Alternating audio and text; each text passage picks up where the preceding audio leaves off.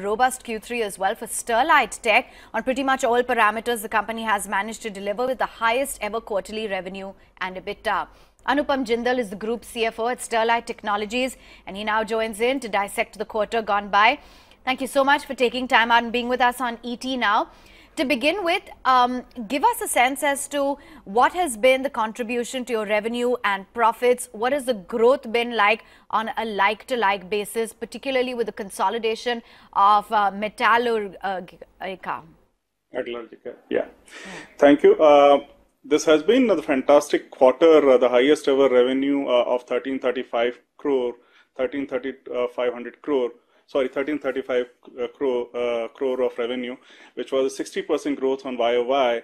And on PAT basis, profit after tax basis, we delivered 146 crore, again the highest ever, and reflecting a 62% growth on YOY basis. And even if you look at the revenue which got included for Metallurgica Brasiana, the recent acquisition which we did in July 18, that's a cable company to serve our large Europe market.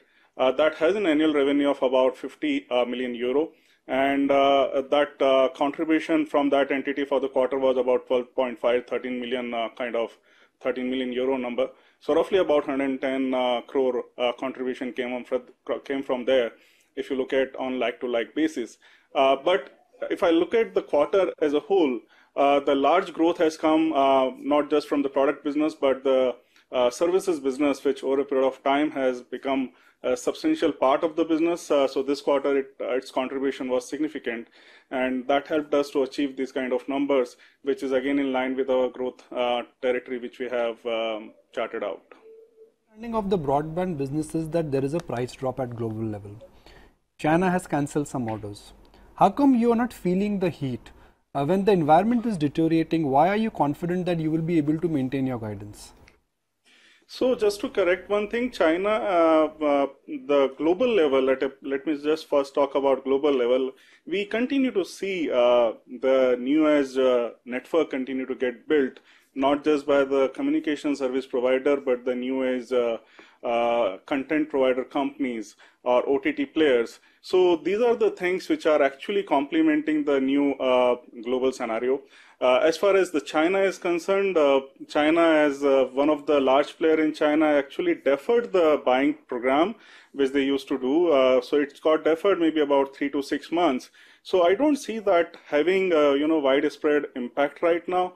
So we continue to see, we had built over last 2 years a large order book, and we continue to see traction from the customer on that side.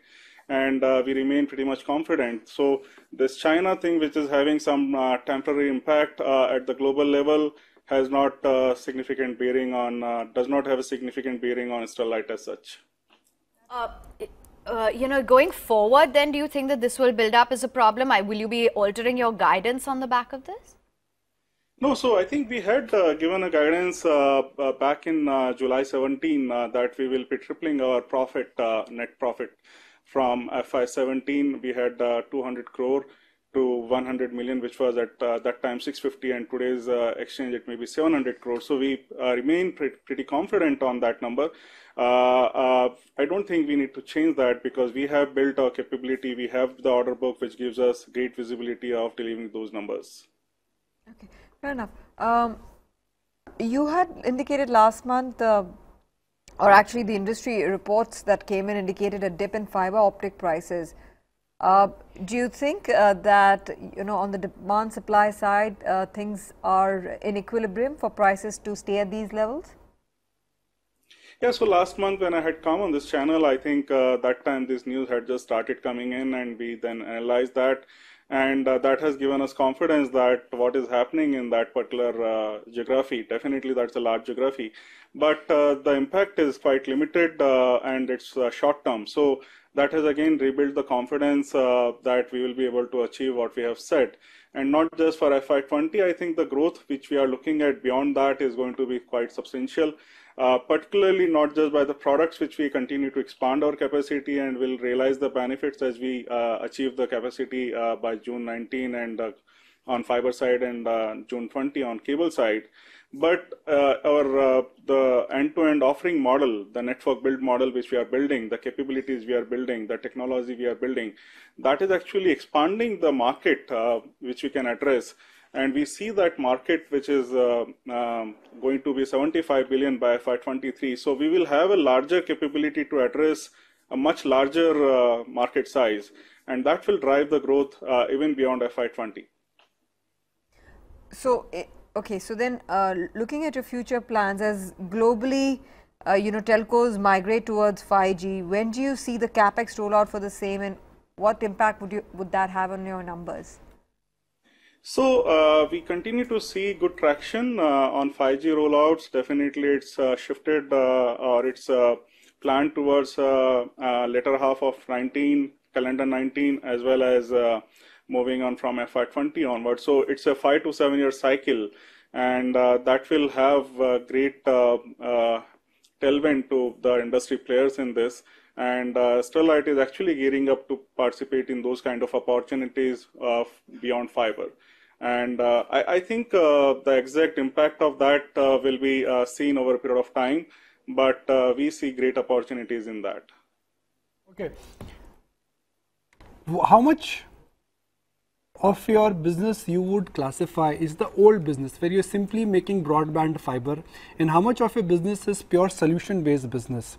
And what is the margins in the old traditional business and the new solution business? Yeah, I would still say that fiber continues to be quite contemporary. While it may be existing business, that's a core business for us. Till last year or even H1 of the current year, we had 75% of the revenue coming in from that business, which is fiber, which is technology-based business and high-margin business. And going forward, depending on how we grow from the services and the network build business, the percentage may change. In the current quarter, like for example Q3, we have seen that product business, while it had its own growth, but from the revenue percentage perspective, it went down to 70%. The services business became larger. That's why this product business came out as 70% despite of absolute growth. So I think from that perspective, the ratio might change. The individual profitability of the product business, which is fiber and fiber cable, will continue to be in high 25% kind of number. And the new age network build business, which is currently at about 11%, 12% kind of margin, I think over a period of time will take it to about 15 to 17% kind of margin. How much of your business is IP protected, which is your business, which is proprietary nature? Absolutely. The IP protection is largely on the fiber business, which is currently about 70-75% of the revenue, and larger portion of the profits come from there. And we are also building our IP platform, IP portfolio on the services business. That's the biggest differentiator we are creating. When we are doing the services business, the network build business, a lot of technology is getting built. And the same philosophy of technology as a differentiator is being applied to this business model also. And that's why we are looking at participating in the large global opportunities going forward. A year ago, you told us about your guidance of 100 million. You just told us that you're on course to meet it. What are the chances you could beat it? Because if your order book is at an all-time high, if you're confident of China problem getting sorted out, so according to my numbers, which I have just done on the sheet, you should actually cross 100 million very easily. That remains the confidence, and as I said, that we are very much on track. And thanks for saying that we can beat it easily. We also remain hopeful that we will be able to beat that easily. At the same time, let me also say that the growth is not just up to FY20, it's actually moving beyond FY21 or so, driven by FG rollouts, driven by our own capability build, which we are doing. So definitely we remain very confident, and thanks for validating that. We're saying it as it is. Thanks so much for taking time out and joining in. Those are some key takeaways from Sterlite Tech. No need to change the guidance on the slowdown fears. Projecting to comfortably meet that guidance of 100 million. No widespread impact of the Chinese economic slowdown either. 5G rollout as well will, by the telcos, will shift from the earlier expectations.